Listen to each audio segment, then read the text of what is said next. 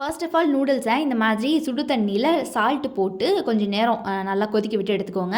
அது ஒரு பக்கம் இருக்கட்டும். ஒரு பேனில் இந்த மாதிரி முட்டையை நல்லா இந்த மாதிரி எண்ணெயிலேயே வதக்கி எடுத்துக்கோங்க. சால்ட் போட்டு வதக்கிக்கோங்க. ஸோ தேவையான அளவு போட்டதுக்கப்புறம் இந்த பக்கம் நூடுல்ஸ் ஆல்ரெடி வெந்திருக்கும் இல்லையா, அதை எடுத்து இப்படி வடிகட்டி ஒரு ஓரத்தில் வச்சுருங்க. ஸோ இது இருக்கட்டும். ஒரு பேனில் ஆயில் ஊற்றி அது ஹீட் ஆனதுக்கப்புறமா தேவையான அளவுக்கு நம்ம வெஜிடபிள்ஸ் எடுத்து வச்சுருப்போம் இல்லையா, ஆல்ரெடி கட் பண்ணி அதெல்லாம் உள்ளே சேர்த்துக்கோங்க. இங்கே பார்த்தீங்கன்னா நம்ம வந்து கேபேஜ் ஆட் பண்ணுறோம். அப்புறம் க்ரீன் கேப்சிகம், குடமிளகா, அதுக்கப்புறம் கேரட் பீன்ஸ் இதெல்லாம் ஆட் பண்ணிக்கிறோம். இந்த வெஜிடபிள்ஸ் எல்லாத்தையும் நல்லா வதக்கி விட்டுக்கோங்க.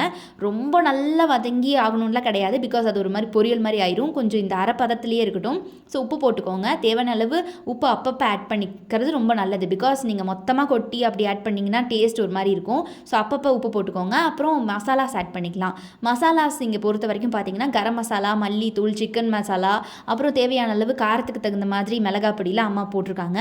ஸோ உங்களுக்கு வேறு ஏதாவது ஆப்ஷன்லாம் இருக்குது அப்படின்னாலும் நீங்கள் ஆட் பண்ணிக்கலாம். ஸோ இதில் ஏதாவது அலர்ஜிக்கு உங்களுக்கு இருக்குன்னா ஸ்கிப் பண்ணிக்கோங்க மசாலாஸில். அதுக்கப்புறம் ஹோம் மேடு டொமேட்டோ சாஸ் தான் அம்மா இங்கே ஆட் பண்ணுறாங்க.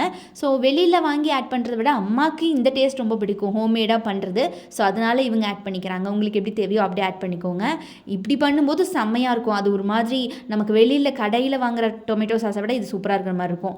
அதுக்கப்புறம் அது வெந்ததுக்கப்புறமா நம்ம ஆல்ரெடி பொடி மாஸ் மாதிரி முட்டையை வதக்கி வச்சுருக்கோம்ல, அதெல்லாம் உள்ளே கொட்டி இது எல்லாத்தையும் ஒன்று போல் வதக்கி விட்டுக்கோங்க. மசாலாலாம் நல்லா பிடிச்சிக்கும், சேர்ந்துடும். இதுக்கப்புறமா நல்லா வெந்ததுக்கப்புறமா இந்த மாதிரி ஸ்லைஸாக வெட்டி வச்சுருக்கிற பெரிய வெங்காயத்தை உள்ளே ஆட் பண்ணிக்கோங்க. ஏன் வெங்காயத்தை நம்ம லாஸ்ட்டாக ஆட் பண்ணுறோம் அப்படின்னா, கடையிலலாம் ஒரு மாதிரி நம்ம வாங்கும்போது அந்த வெங்காய டேஸ்ட் தூக்கலாக தெரியும். ஸோ அதுக்காக நம்ம ஹோம்மேடாக செய்யும்போது இந்த வெங்காயத்தை நம்ம லாஸ்ட்டாக ஆட் பண்ணுறது ரொம்ப நல்லாயிருக்கும். ஸோ இதுக்கப்புறமா பார்த்திங்கன்னா நம்ம வச்சுருக்கோம்ல நூடுல்ஸ் வேக வச்சு, ஸோ அதை எடுத்து உள்ளே ஆட் பண்ணி நல்லா எல்லாத்தையும் ஒன்று போல் அப்படியே கிளறி விட்டுக்கோங்க. நல்லா சூடு பறக்க கிளறி விட்டுட்டு சர்வ் பண்ணிங்கன்னா செம்மையாக இருக்கும். ஸோ இதுக்கு பார்த்திங்கன்னா டொமேட்டோ சாஸ், அப்புறம் நான் இன்றைக்கி மயோனைஸ் இதெல்லாம் வந்து வச்சுருந்தோம். ஸோ இதெல்லாம் வந்து சேர்த்து ட்ரை பண்ணோம். பட் இது எதுவுமே தேவையே இல்லை அப்படிங்கிற லெவலுக்கு எக் நூடுல்ஸ் அவ்வளோ அற்புதமாக வந்துருந்துச்சு. கடை டேஸ்ட்லேயே பண்ணியிருந்தாங்க அம்மா. இந்த மாதிரியான மெத்தடில் ஒரு தடவையாவது எக் நூடுல்ஸ் ட்ரை பண்ணி பாருங்கள். கண்டிப்பாக நல்லா வரும். ரொம்ப ரொம்ப பிடிச்சது எனக்கு. இது பார்த்திங்கன்னா அம்மாவுக்கு ஒரு 3rd 4th டைம்னு நினைக்கிறேன். இதுக்கப்புறம் தான் நான் வந்து ரெசிபி வீடியோவே எடுத்தேன். பிகாஸ் ஃபர்ஸ்ட் டைம் செகண்ட் டைம்லாம் வந்துட்டு அம்மா ஒரு மாதிரி சாட்டிஸ்ஃபை இல்லாமலே பண்ணிட்டு இருந்தாங்க. பட் லாஸ்ட் டைம் பண்ணும்போதும் சரி, இந்த 4th டைம் பண்ணும்போதும் சரி செம்மையாக வந்துருந்துச்சு.